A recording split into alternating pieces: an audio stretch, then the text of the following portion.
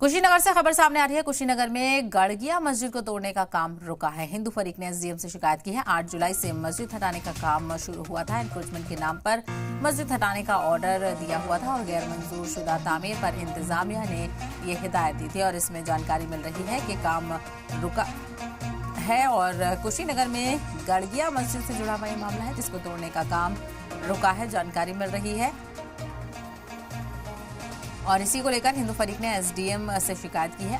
वाज़ेह हो कि 8 जुलाई को मस्जिद हटाने का काम शुरू हुआ था। 8 जुलाई से एनक्रोचमेंट के नाम पर मस्जिद हटाने का ऑर्डर हुआ था और गैर मंजूर शुदा तामीर पर इंतजामिया ने हिदायत दी थी कि जो गैर मंजूर शुदा तामीर कराई जा रही है उसको रोका जाए और इसी के चलते तोड़ने का काम शुरू किया गया था और जो कि रुक गया है। इसको लेकर हिंदू फरीक ने एसडीएम से शिकायत भी की है।